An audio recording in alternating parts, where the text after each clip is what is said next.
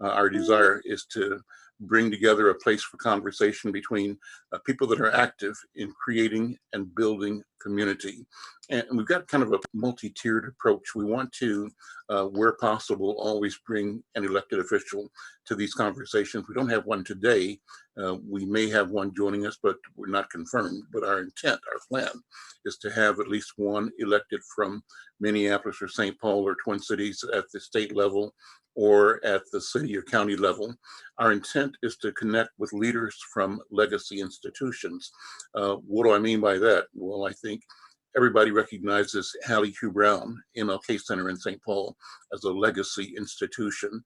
The same would be true of Sabathani Community Center in South Minneapolis, and certainly the Minneapolis Urban League, which is now the Urban League of Twin Cities. Phyllis Wheatley would classify as that, as would Model Cities in St. Paul. There are institutions that have been serving our community for years, generations, as a matter of fact, and we believe that the voices that they bring, the legacies they bring, the histories they bring, and the successes they bring are worthy of noting and celebrating and building on. And then we want to have as a critical component what's happening on the ground, what's happening neighborhood by neighborhood. We are fortunate in Twin Cities to have young, vibrant, active, aware, committed, fearless leadership at the neighborhood level. I include among them my friend and colleague, Al Flores, who is Executive Director of On the Ground Strategies. Al is part of this conversation, in fact, pushed me to launch this series every Monday, sort of to reconvene what we used to do at Lucille's Kitchen in North Minneapolis. It's a time where we, in a sense, established primacy in the arena of public policy. So our intent is to do that again. Among the young, vibrant leaders I'm talking about, our guest today, Carmen Means, Executive Director of Central Neighborhood Association.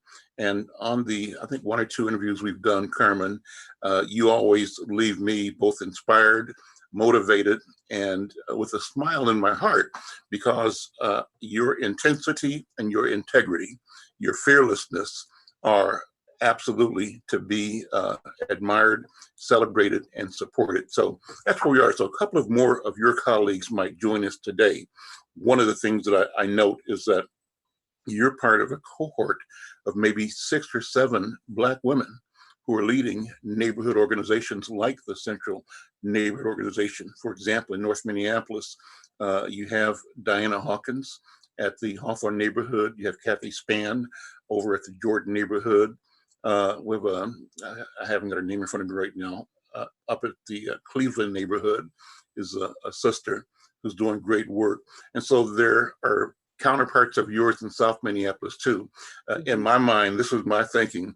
There's probably 8 or 9 Black women. I'm gonna call y'all the Divine Nine, because I think you have a power that is just unparalleled and reach that is powerful. So we'll see how that goes. So that's the background. That's the background. I'm Al McFarlane. We're calling this Conversations with Al McFarlane. This is the recreation of the Public Policy Forum at Lucille's Kitchen, but it's online, it's virtual now.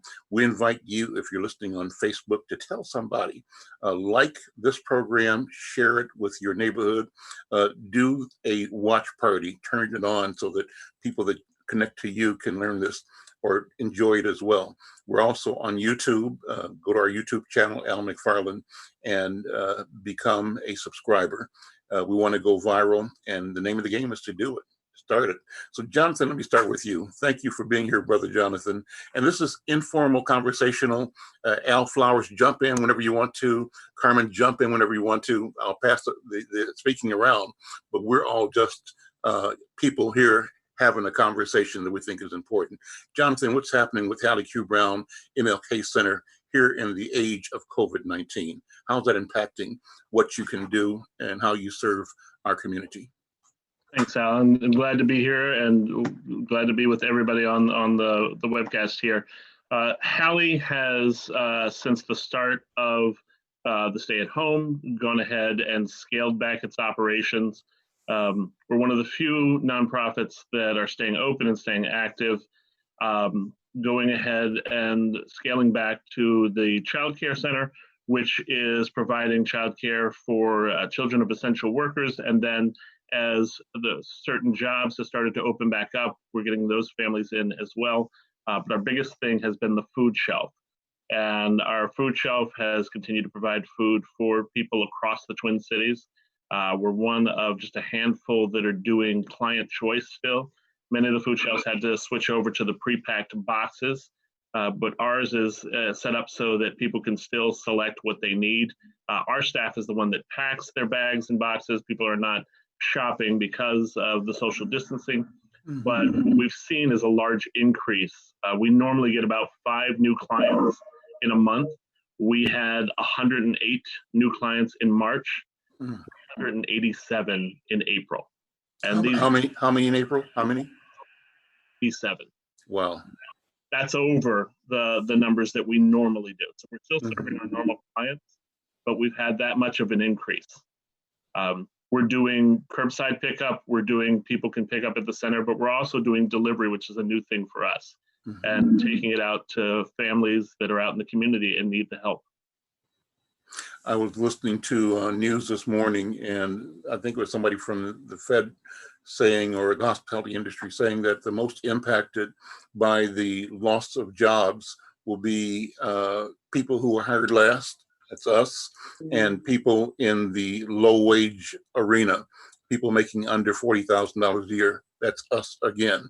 So our communities are being doubly devastated by, number one, being vulnerable to the medical catastrophe that COVID-19 brings and presents, but then the economic consequence also devastating, because we typically have been the last hired, first fired, first let go, and we always were there in lower paid jobs, even though they call that essential.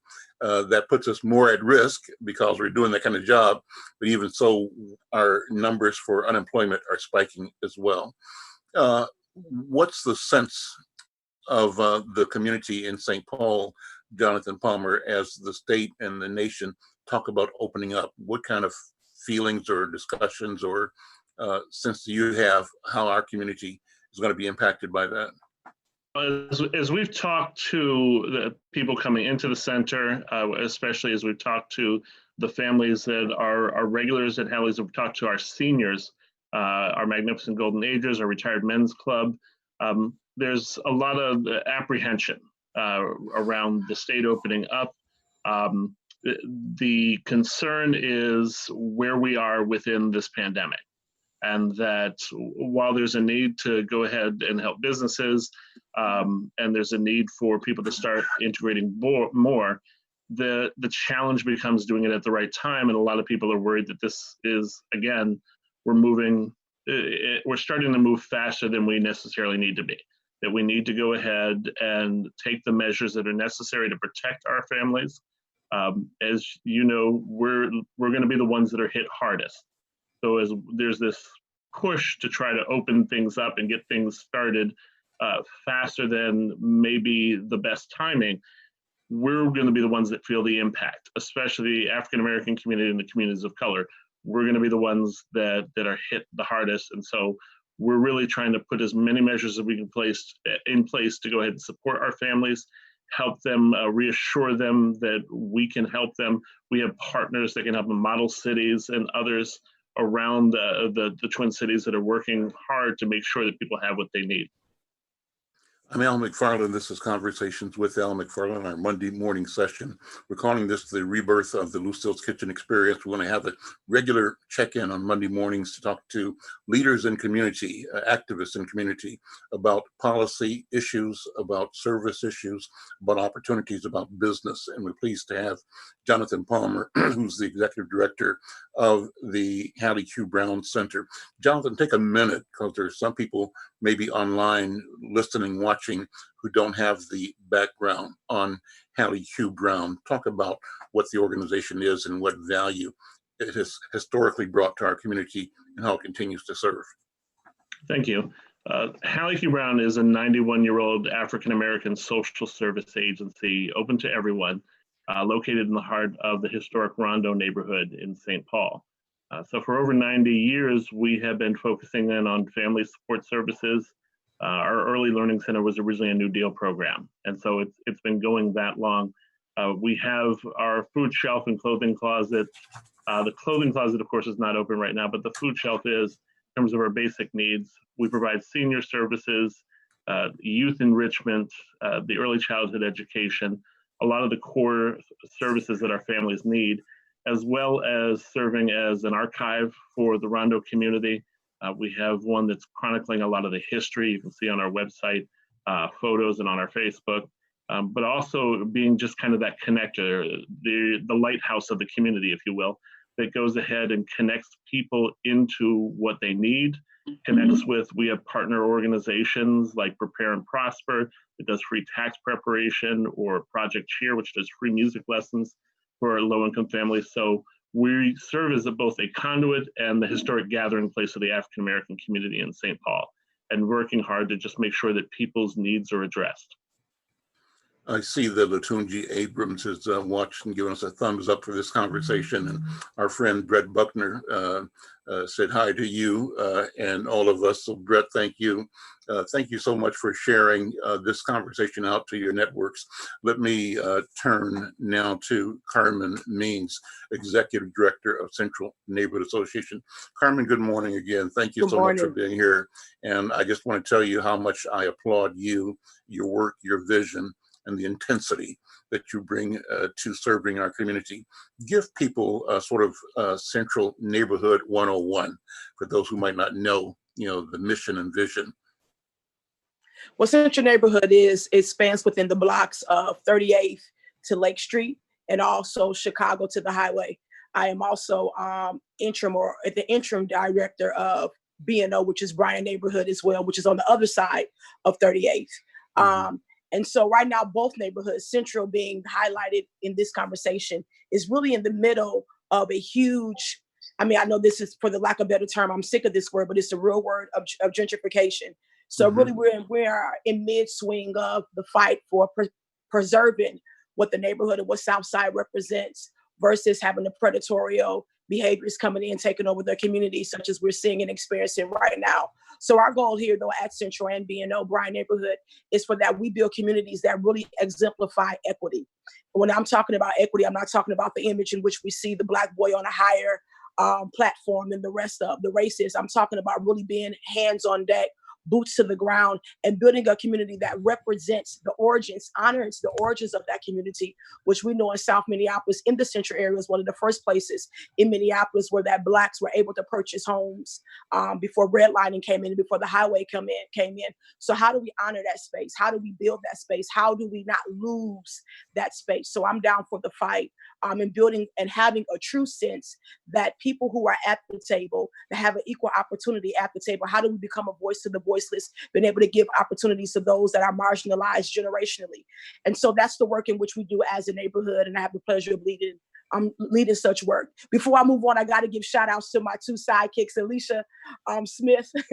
She's the ED of Corcoran Neighborhood, and Tabitha Montgomery. She's also the executive director of Powderhorn Neighborhood. They're to my left and to my right. And so, yeah, we do this thing as a triune community.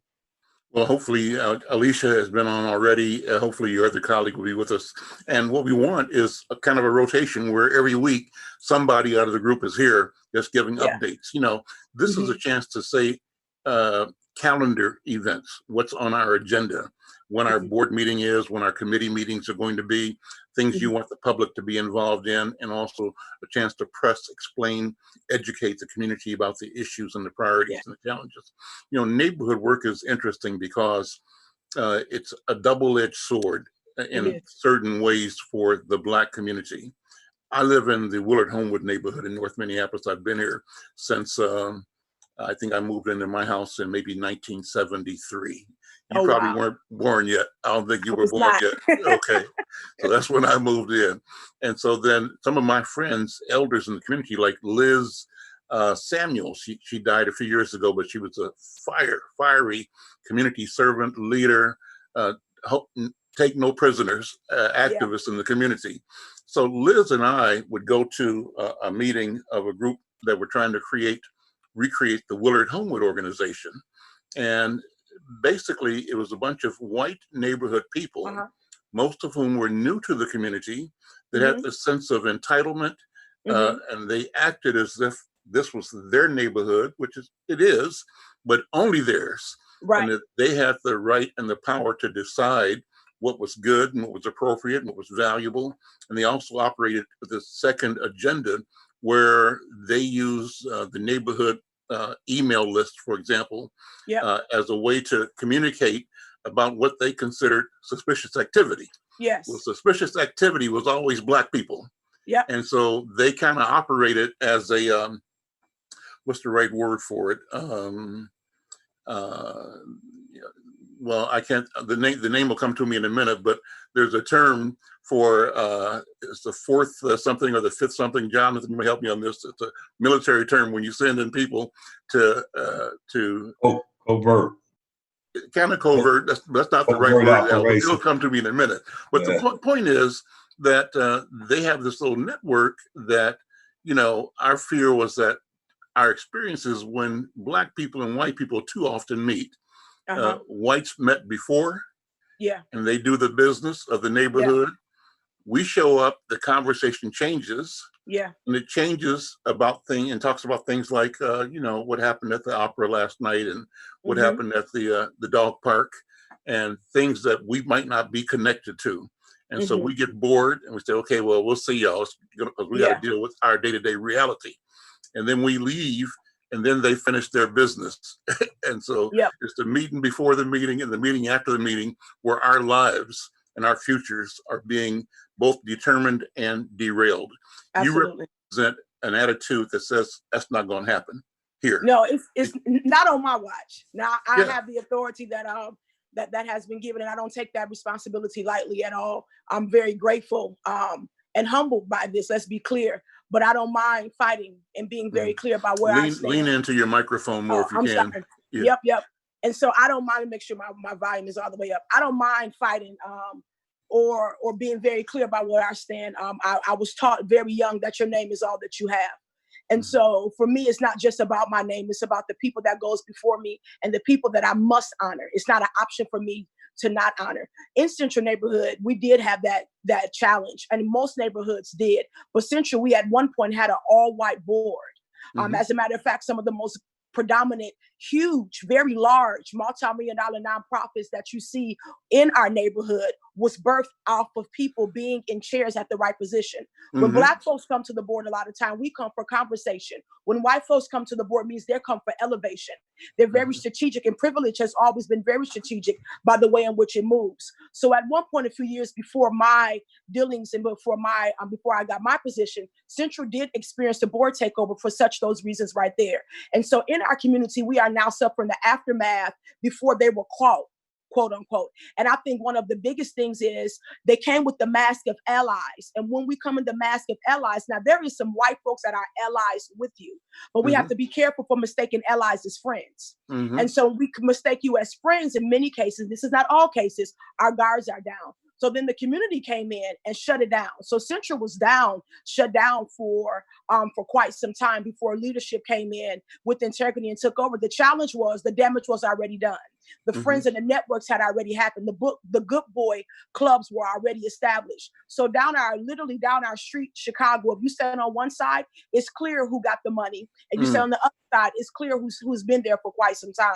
And so every neighborhood, as a matter of fact, Kira, Malik Shabazz, and also C. Terrence, and I can't remember and Ned, they are the Kira group that did some work and some research within the neighborhoods. And what they found out was that most of the money that was for first-time home buyers, that was for upgrades to the homes, were giving to white homeowners.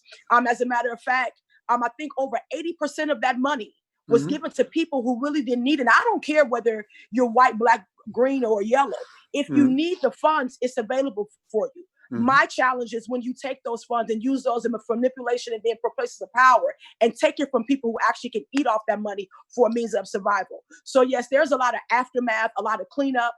The women who I mentioned earlier, we are like the cleanup women. And I feel that in many cases, Black women are usually called in spaces because we're known to clean up. That's a double-edged sword within itself. But now we're faced with this cleanup. Now, I must admit, in all these areas as well, there are still historically Black organizations such as you mentioned as Sabathani, not even to mention the different churches that rest in these areas that now has the responsibility, or better yet, the opportunity to be able to do some really, really great work. And as I speak of that, we are building a partnership with the amazing church that's actually in the Bryan neighborhood, St. Paul Church of God in Christ. I'm a church girl. I've been in ministry for years. And so my heartbeat, I could talk about the church because that's my family, but I also would fight for the church because that's my family, right? And so right across the street from St. Paul Church of God in Christ, right on 40th and 4th, there's this huge plot of land that's been vacant for quite some time. When the COVID-19 hit, it was two things. It's a lot of things that we know that was highlighted. And I must be clear that I am not, I understand that even when this thing pauses or eases up because of the weather, we know that it cannot exist as long in 86-degree low weather or hotter. We cannot ease up on the fight. This thing has highlighted and blew out the water what we already knew. Two areas though in which I served that I had to that was astonishing in. I knew, but I had to be able to fight this thing very aggressively was accessibility. I seen that in my neighborhood alone, there's two different places that people can eat from. That's Cup Foods, not Cub, Cup Foods on 38th in Chicago. That's a whole nother subject. And then the Sewer Co-op. Right across from Sabathani. Sabathani has a food shelf, but food accessibility. One of the downfalls, one of the being in an impoverished area or marginalized is what we put into our bodies. The trauma that it builds of us constantly putting into our bodies that which is unhealthy does not speak to our body, soul, or spirit, right? So food accessibility for us was on a low. And then the digital access. So with the partnership that we built recently as a result of COVID-19, the idea was pre-COVID, but COVID-19 made us catapult faster. We were able to build a relationship with the local Black church, and we are acquiring the land and being able to build and teach urban farming. It was the reason why my grandfather and them had stuff in their gardens in Chicago. I understand that now. It's the reason why my grandmother would say, go down to the basement and grab them preserves. We don't understand that food is medicine. So the goal is not only to revitalize, but to bring things that we should already be having access to. So in this, I think, and I know that many will speak to this that's on here right now, the fight continues for us to have access to things we already should have been having access to. It shouldn't have to be a huge fight for that, but since it is a fight, let's get it. I want people to be able to eat from the ground in which they harvest, so that if there is a second round, which we have not really been talking about, of COVID-19 that they're predicting in the fall, we will not be caught in the same position that we was caught back in March. So that's some of the work that we're doing right now, along with some other things as well. Digital access is huge. And really just trying to, once again, build a model that we can have what we need, not to survive. Can we please get out of the place of survival, but get to a place of thriving?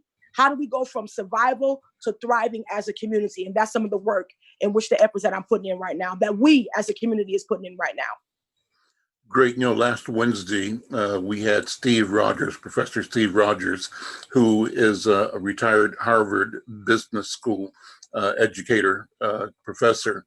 He taught finance, and he has written and produced a series of podcasts that admonish, that encourage, that push, prod Black businesses, Black agencies, Black individual entrepreneurs to make sure that you have applied for and receive the PPP funding, and also the EIDL, Emergency Disaster Loan funding, that's available. So I'll ask you this, Sister Carmen, did Central apply for PPP funding? Or is it something you could apply for? Well, we have to go back and apply again. We started our bank would not do it. Okay. And so we've been, and because of the whole bank hours and different things, logistics that was going on, we have to go back for the second round. And so, no, we were not able to get those funds and to acquire those funds. He was adamant, and Al Flores was on the call with us last week, about making sure that programs like this and programs like what Al is working on are always talking about access to PPP funding, because that money is there. It's good money, it's low interest money, and it's money that we should have to build our businesses and our organizations. So thank you so much. I just want to run that by you, and I'm going to ask that all of us continue to check with everybody in our circle and ask them, did you apply for PPP funding? Did you apply for EIDL funding? Because he said that's low interest money, 1%, a lot of it's forgiven. And we should not be without that. This is the first time he said our country has made funding available to Black businesses the way it always has made funding available to white businesses. Right. Absolutely. I'm Al McFarlane. This is Conversations with Al McFarlane. This is our Monday session, our community leadership session for the, we call it the public policy program. Al Flores, jump in here, Brother Al. Thank you for being here. And I have to, again, give you the credit for pushing me to launch this series. And I thank you for the energy that you brought my way to help me move in the direction that we're going in right now. Take off your mute on your computer. Did I take it off? Yeah, now we got you. So on the ground strategies, what is going on from your point of view in the community, and what kinds of things do you see as both needed, necessary, and doable to both build and defend our community, but also to make sure that we shift the narrative. We begin to tell a different story about who we are to ourselves and to the world at large. First, Al, I want thanks just for sitting in on it. And just to say to Jonathan over there, Hallie Q. Brown, we over here in Minneapolis, I'm always speaking up on Hallie Q, and just keep us open, keep us moving over there, because what's going to happen after the pandemic is what concerns me as an activist. Jonathan, know I've been doing this fight a long time. So when I see that, and then just to speak on Carmen, this is the first time I'm really hearing Carmen Means, Al. I'm just sitting here listening as she put out a lot of good stuff there. I'm sitting back laughing, like, who is this lady here? This is a preacher, who is this is a fighter, and what she just displayed there. And she's I'm in the Canton neighborhood, and what she just said was so powerful of the work they doing down there. And I really didn't know that they were. I don't know what all they were doing. We got to do what we doing now. So to see what Carmen said there was just amazing. So I'm sitting back. I'm not having a problem sitting back listening, because I'm glad Jonathan said that they were open. That Hallie Q was still open, because most people are closing. You can't get into some buildings, so to be doing that is great for our community to know Hallie Q is open, and know, Jonathan, that we're on the activist side. We're out there fighting. When I'm talking about fighting over here in the Twin Cities, Hallie Q is the first thing that's on my mind. How do we make sure that an organization like our legacy institution, how they survive? We don't have that many.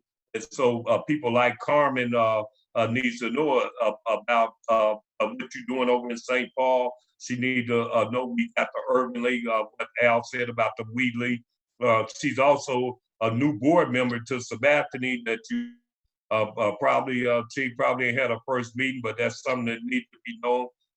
And I think that's going to be great in the future. So that's what I would say, Al. I'm having a ball listening to Carmen and just getting an update on Hallie Q. Brown and whatever I can do to support y'all like we doing right now. This just let me know that we were right to do this every Monday morning and have these conversations. And I know to the community, it's just going to get better, and we need to share it and move it around. And again, I say I'm glad to hear all what I'm hearing right now. So thank you. That's what I turn it back to you, Al. I'm just listening. Great. No, thank you, Al. Thank you for being here and for what you're doing. Let me introduce another person on the call, a friend and colleague from years and years, Donna Vincent. Donna and I go back to where she was working at the General Mills Foundation with Dr. Aretha Clark King, and with Dr.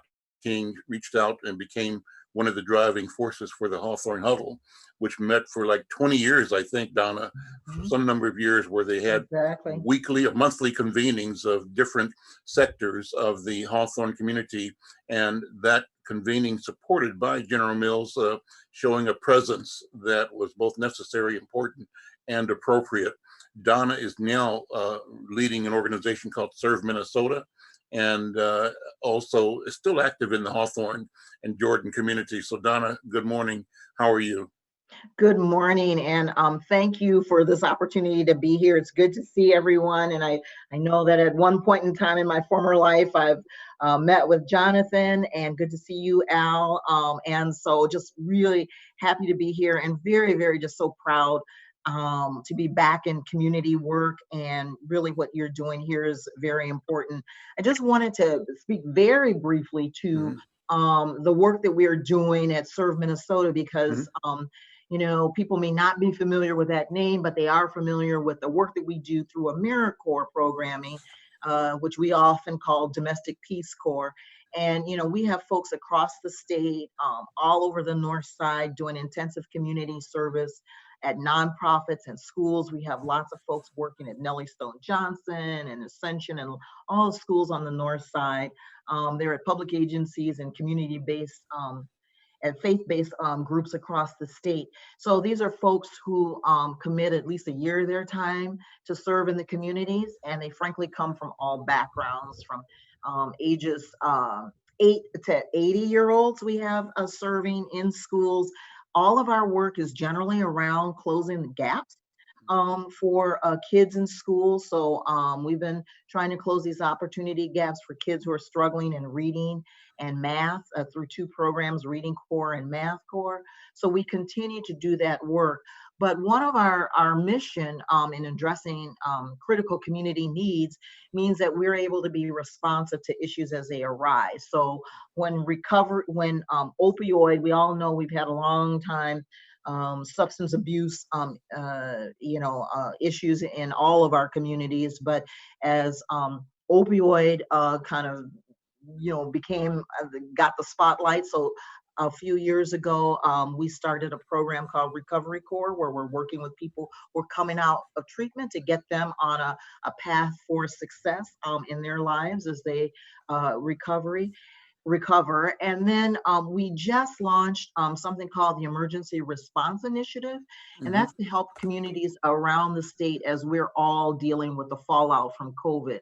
So starting this summer, starting June 8th through August, we will have folks on the ground who have committed to serve at nonprofits across the state and dealing with homelessness issues. We're going to be working with Hennepin County on that, working with Second Harvest Heartland. As we know, food has become a huge issue, and whatever the need is, we're going to be there to address it this summer to help us all in dealing with COVID. So we have recruited about 80 nonprofits and other organizations across the state, and particularly here in the Twin Cities.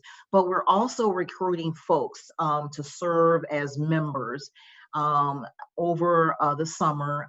Again, it starts in June 8th. And so the deadline to apply is May 20th. So that's Wednesday. So there is still some time if folks are looking to serve and do some meaningful work in the community. We really welcome them to step up.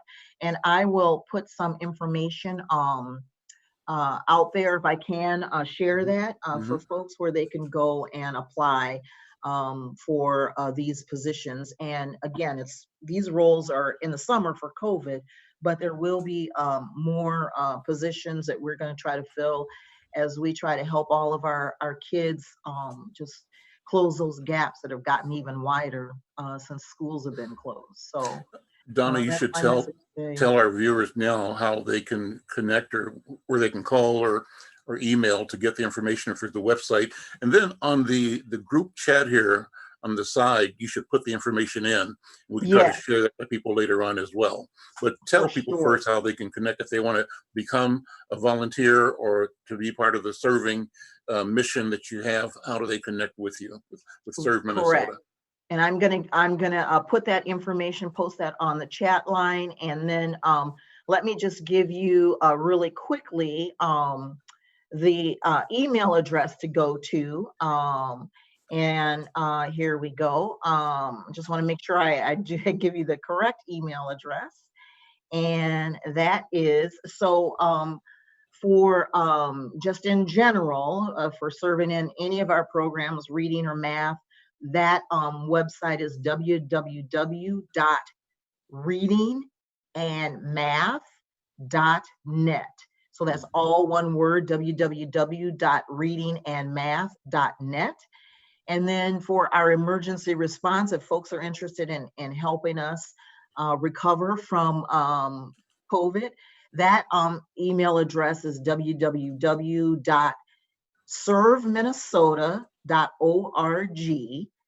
That's all one word, serveminnesota.org/emergency-response. And again, I will post this in the chat room so you can spread those email addresses to everybody. But all of that application process is online.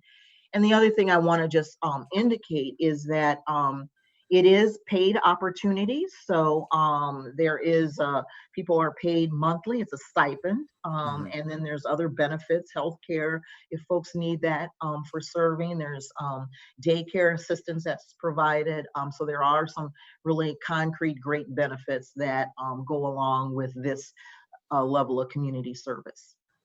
How does that project get funded, Donna? Is that local funding or national funding or a combination? Yeah, it is a combination. Good question. So we are primarily funded by the federal government through the Federal AmeriCorps program, which, as I mentioned, is like Domestic Peace Corps. And people commit to serve for a year. They can serve part-time, full-time capacity, and they get this stipend. But we also get significant state funding.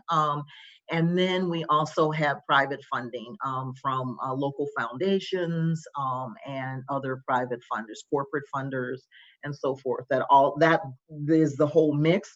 But you know, the stipend and a lot of those benefits are coming directly from the federal government.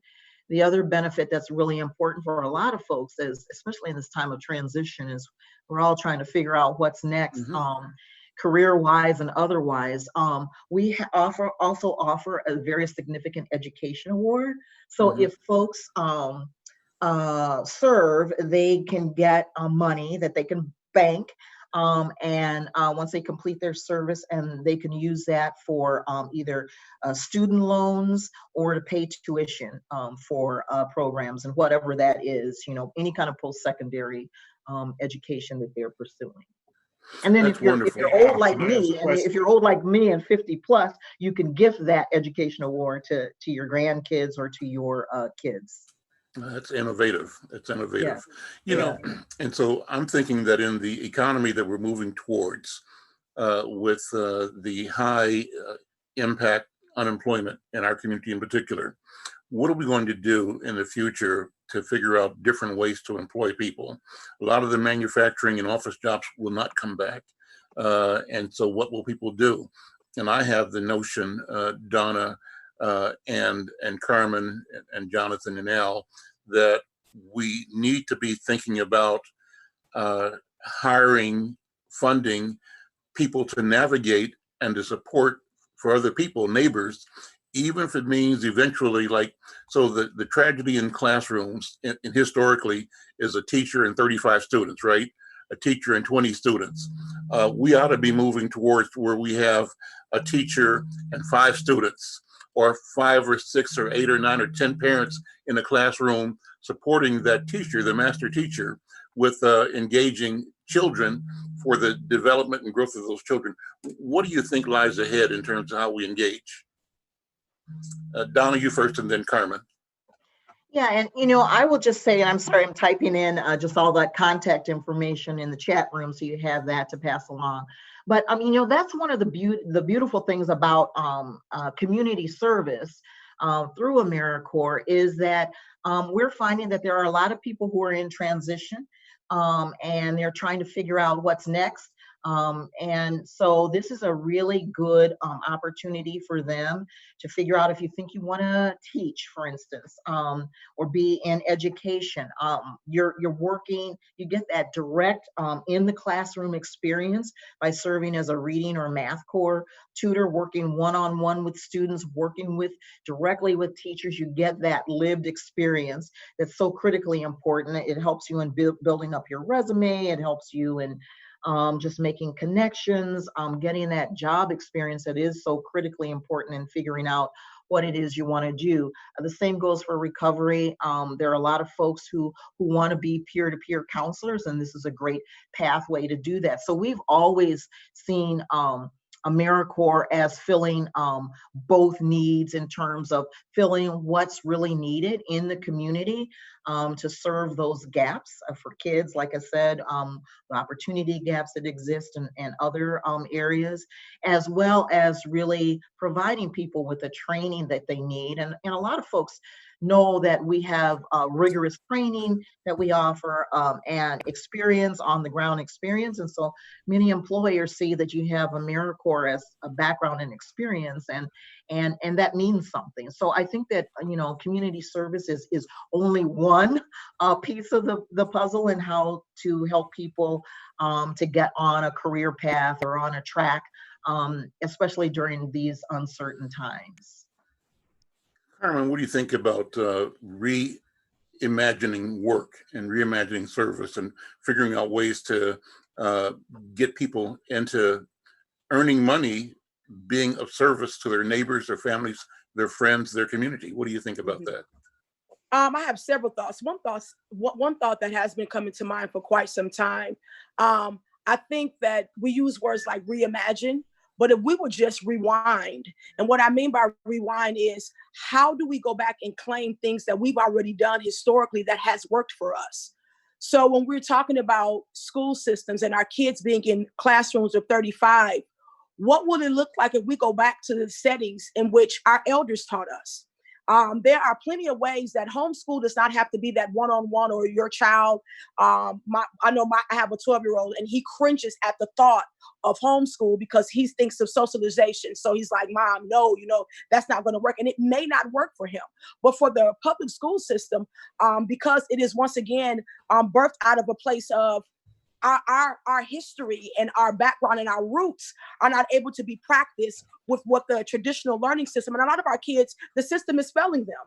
So what will it look like for us to rewind and honor what our ancestors and what the people before us have done? There are small groups, especially when you look at more progressive communities, like your communities that's down south in Georgia. There's small groups, I believe it's other groups in Mississippi, that literally are taking small groups such as 5 and they're able to get paid by this because there is dollars attached, and they're teaching, and the kids are soaring. The kids are excelling. It's not just math and reading. It's also history, our history. There's kids are skyrocketing and they're passing tests. And so what would it look like us reclaiming? That's the word that I really want us to look at. I think so often we swing in and we become adjusted and we become colonized, if we really be honest, and we become adapted. And some things we are not made to be adaptable to. So what would it look like us reclaiming the things that we know work for our babies, work for our boys? I'm so sick of labels and telling them what does not work and still putting them in the same system, right? So I think now we really have an opportunity to reclaim. We have an opportunity, the universe has given us an opportunity really that we're looking at as a pandemic. I don't want to water that down because that is what it is. But out of every tragedy, there is hope. Mm-hmm. Out of every death, there is yet life. So out of this death of the way that we know life, this is not a blizzard. We're looking at more of an ice age type of deal. Mm-hmm. And so what does it look like with us reclaiming different practices and in essence, reviving our own communities? Mm-hmm. We often look at funerals as the finality, but to be honest, when our babies cannot read, when our babies cannot write, I have the pleasure and I've been given the privilege of raising 2 sons, 2 kings. One goes to North Carolina A&T. My baby boy is in 7th grade. I cannot imagine, and he told me in a minute, my oldest, Mama, environment is everything. And so he's soaring at North Carolina A&T, 3.7 GPA, freshman in school, first time away, because the environment is supportive. How do we build supportive environments in smaller settings so that our babies too can soar without adding the extras that are not needed? It's like adjectives, and we want those things to work, and they're just simply not needed. Amazing. Jonathan, weigh in here, and then Al, you come on too. But Jonathan, you start, and then Al Flowers jump in the conversation. First, I got to say, amen, Carmen. I mean, that was really on point, and congratulations to your son. That is really phenomenal. And that is true. That's the things that we have to do is the networks and the pieces that connected us, and supporting ourselves and supporting our local businesses, supporting our community. That was one of the things that Rondo was very good at. And connecting. And so the Rondo network is still there. It's starting to become more and more alive as we rejuvenate a lot of the past that exist there. I think that there's a lot of things that are changing right now. And, just as an aside, we finally see, how many meetings could have been an email instead of everybody having to show up for something. But computer and technology is going to be where the future is. And this is the time for people to get engaged and learn. We have at Hugh Brown and the Martin Luther King Center, there's a computer lab that we have once things open back up that provides free computer classes. There's a number of them throughout St. Paul that are doing that, where you can do things like the Microsoft's Imagine Academy, which lets you learn how to do different things within the computers, move at your own pace. This is the time to learn those strategies, to learn those tools so that you will be competitive. But this is also the time for people to start looking at new ways to do things. How can businesses be set up differently to utilize the online versions and to use the internet in a way to help people? Hugh Brown, we have now an online order form for our food shelf. You can go to our website, www.hallieqbrown.org, and for people who need food, they can go ahead and select what they need, and we fill that. Looking at our small businesses, what can we do in that same vein? How can we go ahead and do more classes online, teaching some of the things, having our elders engaged through online portals to teach our children, to teach the grandchildren about what they need to know and how they can go ahead and connect. And we've got to just support our community, make sure we're investing in our community and helping people throughout not just this pandemic, but on beyond that. Al Flowers, jump in. Okay, I'm still working on this stuff, but I want to say what Carmen said. What she's talking about us making sure that we reach back and look at our elders. And I say to anybody that's listening, the most important thing is our elders. The most important thing is talking about our history. As an activist, I've watched as young activists or young people that's fighting for it really didn't understand the power of our institutions and our churches and our legacy organization. And what Carmen and them have to do, Carmen and people like my son Al Jr. that are Al Flowers Jr. and James Perdue and Tony McMorris and them, what they have to do is continue to learn our history, because they don't know. That's how we survived off our elders. And that's what I found myself doing more now, Al, saying, hey, wait a minute, y'all might want to get there. You might get in these positions of power. But John said, no, when you get in these positions of power, that's the toughest time. That's the toughest time trying to do things, particularly by our community. So I've watched, I'm saying to anybody that's out there fighting and you're a neighborhood organization and you think, look at what our elders did, because a lot of generations that come after me didn't respect our elders. They don't respect our elders. They say move out the way. And I continue to say, no, you can't never move them. The contribution that they made, you got to learn what they made, like Carmen talked about when they the takeover at Sabathani. I remember that. I remember the takeover at Sabathani trying to, and it didn't work. We can't do the same thing over and over again.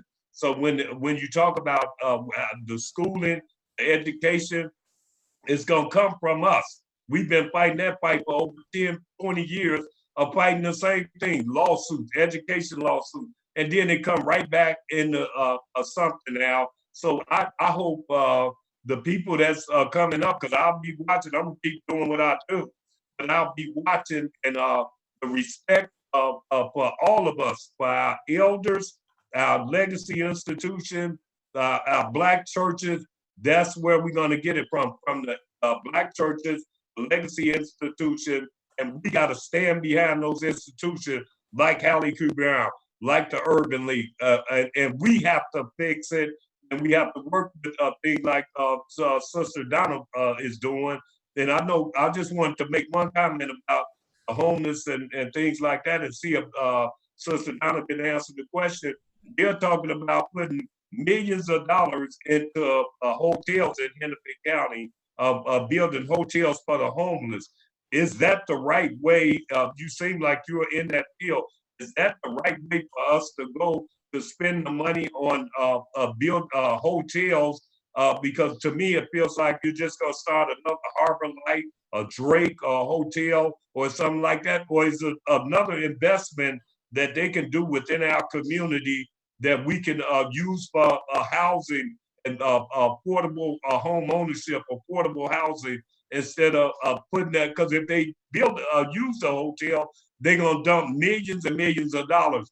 Is that the way we should be going? That's just a question that I always ask, a hard question at the end, and Al will say, that's another show. But we have time today. That's fine, Al. Before Donna responds, I just want to thank people who are listening.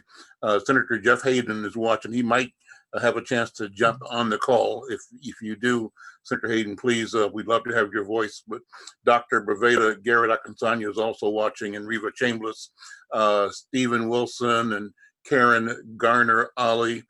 Stephanie Lynn said, wouldn't it be great to do something like the WPA again, which was done to bring the country out of the Great Depression?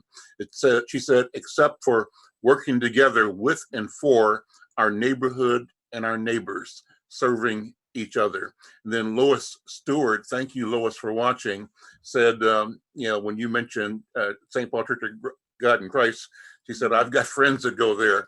And so you connected with her just by saying that. And that's why it's so important to have these conversations. When we say something, every word that comes out of our mouth connects with somebody, somewhere, at some level. And it's opening up possibility and reinforcing. It's validating, it's confirming that we're on the right track. So with that, I want to ask Donna to go ahead and respond to that question that Al put out. What do you think? Yeah, and this would be my personal opinion, because we all know we've been talking about affordable housing for umpteen odd years, and we're still in the same place. We have not advanced as we should. We had all those homeless camps last year. Now they're reappearing. We know there is some housing being built, but we just know it's not enough for families and other folks who really need safe, affordable housing. And so that is a perennial issue. I think that we as a community, if we have the collective will to do it, we can and will do it, but we're not quite there yet. There's a lot of good efforts and a lot of people in both cities that are working hard on this issue and continue to do that. And, I commend them for that. We just have to do so much more. I personally I work downtown. I got tired of seeing another new apartment building or condo being built, and thinking to myself, where is the other housing that we know we desperately need?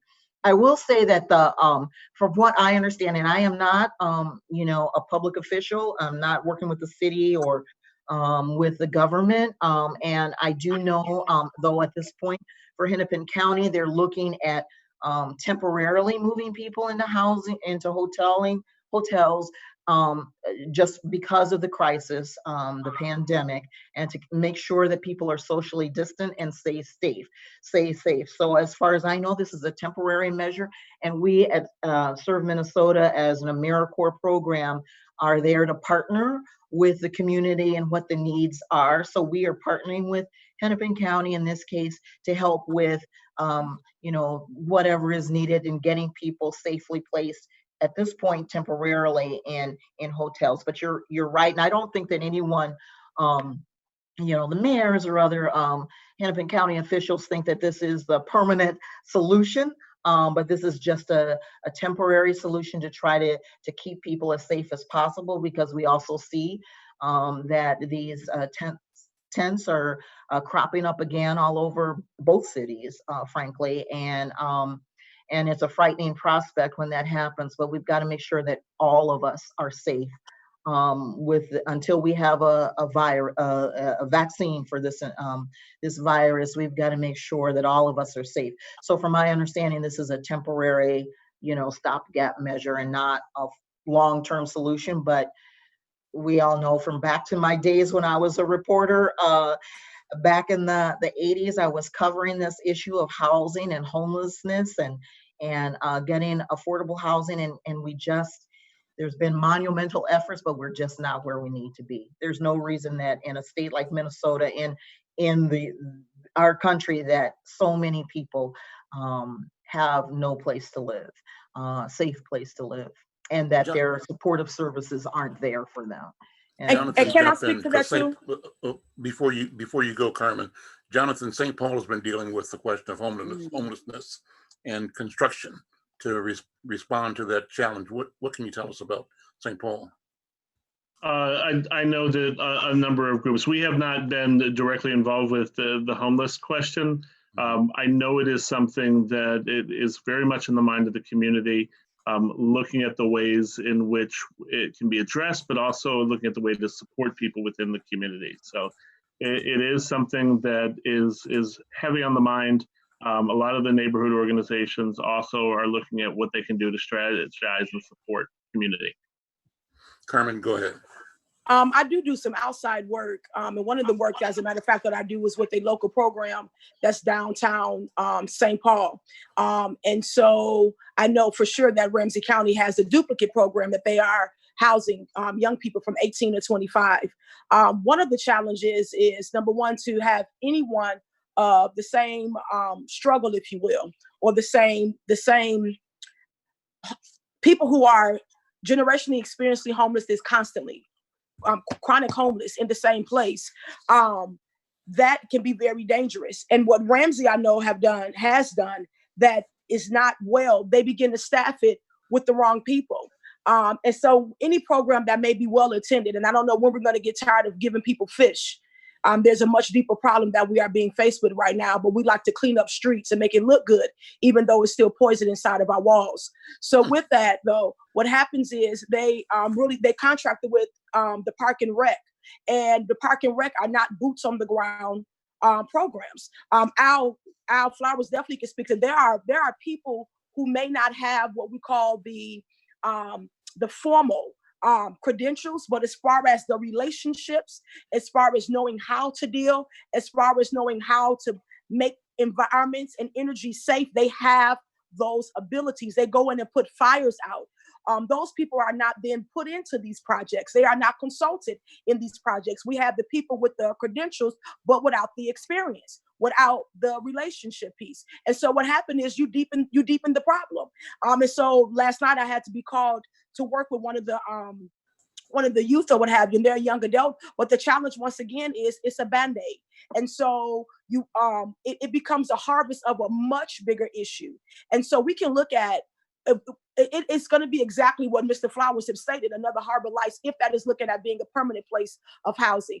Do we need housing? Absolutely. I took a wrong turn last night in St. Paul, downtown St. Paul, and I was astonished. My heart was broken. And I'm from Chicago, so I know what homelessness looked like. I traveled a lot. I've done work in San Francisco. I'm very familiar, LA, Skid Row. But to see a part of our cities and quit separating us, St. Paul versus Minneapolis, North St. Paul and Minneapolis, suffer from this illness, and our people be the faces of it. I mean, hearts breaking right off of downtown St. Paul. So to give the housing, absolutely. The how to and how do we make it safe? How do we respond with safety and with rapidness? A lot of times those things are torn apart. And so how do we do that so that this is not just the worst thing to give poverty is the sense of hope that's temporary. And when we give them the sense of hope that's temporary, a 30-day stay, it makes it worse. It weakens literally your immune system. It's another trauma, that's a blow that we have to then take as a people. So there's a much bigger and much larger work that has to be done, much bigger questions. I'm bringing people to the table, such as Mr. Flowers, such as God Squad, that does the work with the community anyway, to be the voices and the faces, to make those connectivity, and really to be consultants, so that when this work is done, it is done breaking generational curses, and then we can be at permanent housing, home ownership, be able to diagnose what mental illness looks like versus just label them as homeless. And I would just add, go ahead, I'm Donna, sorry, yeah. I was just going to say that, I know that one thing I will say is that we know that there are a lot of wonderful organizations that are doing, like PPL, for instance, that are doing wonderful affordable housing with services that families need and so forth. And I know the tribes are starting to do and have been doing a lot of housing to put people up and get them the services they need, so that there is that stability and safety. We just need more of it. We all know that. Alan, I'll just add in here that, we serve homeless people within our food shelf too. So one of the resources for homeless people is going out to the organizations, and I believe all of the others do. So Sabathani, North Point, all of the organizations that serve as a resource for homeless people to come in and get food, at least, that can help them. Let me acknowledge Lorelia Freeman watching, and thank you, Lorelia. She was saying that, we need to support and create culturally relevant skills. Those are critical, and it's critical that Native communities here be addressed and with dignity. She says that other cities have begun putting people in transitional housing as necessary. I think that's what she's saying. But she says, start by not filling up temporary housing hotels, because that does not foster pride of ownership. And I think that's the nature of your comment, Al Flowers. How do we move towards a more permanent solution? I see we've got Senator Jeff Hayden. Thank you for jumping on the call real quick. Senator Hayden, also, you guys have just finished a marathon at the legislature. Thank you for being here. You've monitored some of this conversation. Any comments, thoughts, items you want to share with our viewers and listeners? Well, I guess first of all, thank you, Al, and all of the participants on the call for being there and serving our great city and our great state. You're right, Al. We just finished up last night. I don't have a tremendous amount to report. The pandemic really took over the session, and so just about anything that we did was related to the pandemic. At the end, there wasn't a lot of the state went from a $1.5 billion projected surplus to about a 2.5 projected deficit and growing because of the pandemic. And think about it this way, beyond the cost of dealing with the pandemic, we got some help from the federal government and spent money there. But when we're in the quarantine or shelter in place, then a lot of the revenue that government would get is dried up. In other words, if you pay taxes at a restaurant, or you pay taxes at a bar, or you go to a entertainment, or just think about the conferences that haven't been able to be launched, or people or manufacturer organizations that are starting to get back, but they weren't able to do their work. So we're really kind of trying to understand that in this context. At the same time, help people understand how to stay safe in the pandemic. And then, of course, if you happen to be one to get the virus, how to safely take care of you and deliver healthcare in a responsible way. You and I talked offline a few days ago, Senator Champion, about the impact of COVID-19 in Ramsey County and Hennepin County. And do you have any latest numbers or latest impressions on how Black and brown people in particular are being impacted. My sense is that, I don't know the latest numbers, but my sense is that we are being impacted here almost like we are in places like Chicago and Detroit and New Orleans, but I don't have the numbers to verify that. Yeah, I mean, the numbers are there. I just don't have them in front of me, and I haven't looked at them in the last couple of days just because we were ending session and we spent so much time over there just trying to get things done. But yeah, there is an impact. The impact is typically about 4 to 5 to 1, depending upon the day. I think Minnesota has done a pretty good job in what we call lowering or flattening the curve on the issue, trying to do this work around social distancing and getting the information out so people don't get it. But disproportionately, we, are going to get the disease far more greater just because of our underlying health conditions and what we call comorbidities, meaning that we have, another healthcare condition, a chronic healthcare condition in addition to getting the disease. So things like diabetes or congestive heart failure or COPD, or high blood pressure are things that are common in our community, unfortunately. And when you get the disease, those get exacerbated. Even cancer or renal failure, kidney disease, those get exacerbated. Your body's already trying to fight a chronic disease, and then to try to pay attention or turn its attention to this virus that is foreign to them really exacerbates the issue. So it looks like people in congregate living situations, nursing homes and assisted living facilities that are that are up in age, in their 80s and 90s, got hit pretty hard. And then the second group is African Americans folks seem to also be very susceptible to getting the disease because of their comorbidities.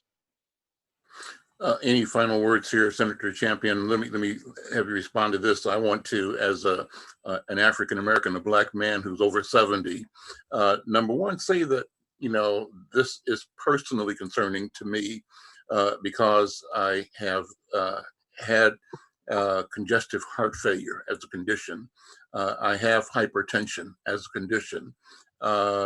I have prostate cancer as a condition. So I'm living with this, and I'm listening and hearing, and I'm believing that what the health experts are saying is true, that it makes sense for Al McFarlane with these underlying and existing conditions to be extra careful, to not expose myself if I can avoid it at all, because I'm the preferred target for COVID-19. And I'm saying this because I want other of our people to take this seriously as well. We have to be very serious and very intentional. And I want, like everybody else, I hope, I want to live a long life. I want to live a long time. And I have to do what's required to protect myself and my family and people around me. And so how do we continue to tell our community that this is not a joke, that social distancing makes a difference, that paying attention to instructions like washing your hands often, but at the same time, you should not dismiss the other conditions that you're being treated for. If you have a heart situation or diabetes and have a consultation with your primary health care, please pay attention to those things as you need to as well. What do you think, Senator Hayden? Yeah, Al, I think you set it up as best as well as it could be said. I'll just add this. Young people have this kind of, in general, when you're young, you feel like you're invincible. And so I would just also warn our young folks. One, there is, increasing young people, especially babies, are getting it. And there's a syndrome that looks like something that they call Kawasaki. It's an hyperinflammation, hyperautoimmune syndrome that's happening to babies. And so, there's certainly, this virus is showing up in ways that we've never seen it before. But to healthy young people, here's what I would say to them is that, number one, you can be what we call asymptomatic. And what that means is you don't really feel the virus if you get it. You may not feel anything, or you may feel like just like a little cold or something that you don't pay much attention to.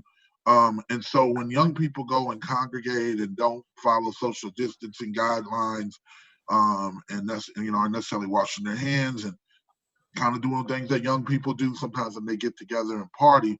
What they're doing is they're putting their parents, their guardians, their aunties, their uncles, their grandmother, everybody who they really say that they care. You know how the young people say, "On my mama."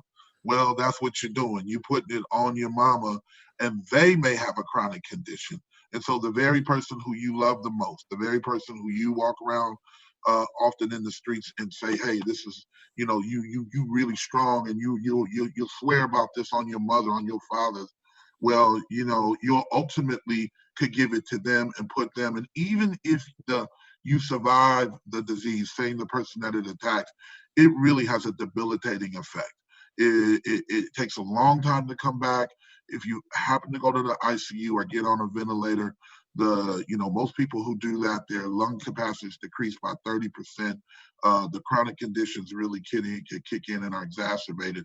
So I would just tell young people, I know it's hard. I know it's tough. We're doing everything we can to try to get the resources in the community. I talked to Brother Al. Good to see you, Jonathan. I haven't seen him in a while, and I know they're doing good work, and we've tried to get it. I don't know Sister Donna, and I know Sister Means or Pastor Means, but we're trying to do everything we can to get the resources in the community so that we can educate you, but also be able to figure out alternative ways in which you can recreate and learn. I've talked to all the superintendents of schools and the parks. Senator Champion and I are working diligently with the administration to get that money in the county, folks, to get there. But at the end of the day, if they don't take care of themselves, if they're not doing what they're supposed to, the very person who they love the most is the one who can really suffer from this. The other thing I will say, I know Al brought this question up about homelessness. I know Hennepin County has been in the lead, and Ramsey is trying to figure out how to take folks that are at risk for this virus. They're medically fragile, or they've exhibited the symptoms of the disease or tested positive, and our testing capacity is going up each and every day. I think that's why you see our numbers going up. I think it is probably a decent idea to try to put them into single rooms to isolate them so that they don't get infected or infect anybody. However, I think I heard just for a minute Sister Donna talk about a much more long-term strategy on how do we develop affordable housing and not make everything that we put up to be high-end or luxury or market rate, whatever the term you want. And then they have a new term called naturally reoccurring affordable housing. I think it's funny we keep recycling this, but that just means that we help apartments not the rent not to skyrocket when someone means. Senator Champion calls it rate stabilization, and we can help with that. But we also have to, the city has to continue to work hard with inclusionary zoning tools and other things to really stabilize communities. Because if not, my mother's lived in San Francisco for 40 years now, and it's unaffordable. And if it wasn't for some rate stabilization tools that they have there, she wouldn't be able to live in the heart of the city. And what it has done is it's sucked the soul out of the city. It's taken all the people of color and kind of working class people can no longer live there, and it's homogenized the city in a way that when I went to high school there, it's unfamiliar to me when I visit my mother. So we know the blueprint. We know the forecast. Didn't mean to veer too far off from your original question, but those are just some of the things that we got to have a conversation with. And then lastly, I know people are looking at it as session is over and the campaign season is upon us. I want to let people know that I'm running, and the primary is August 11th. And so I want people to watch out for that and make sure that they get out and vote, because the best way that you can change public policy is to have the right people, the people who represent your interest in office. And I certainly, myself, Senator Champion, and others certainly want to continue to try to do that work for you. That's wonderful, Senator Hayden. Your remarks were really on point, because you brought us back to where we started with Carmen Means, and Carmen Means talked about neighborhoods and this challenge of gentrification and how we have to present different models of supporting and growing our presence and our viability in the communities that we're in. I want to thank Brother Imam Makram El-Amin for looking at the program today, and Brother George Robinson, thank you for checking us out. We appreciate you all for tuning in here.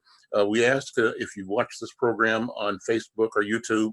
On Facebook, like it and share it. Let people know. Be here every Monday, 10 o'clock. We're going to keep doing this.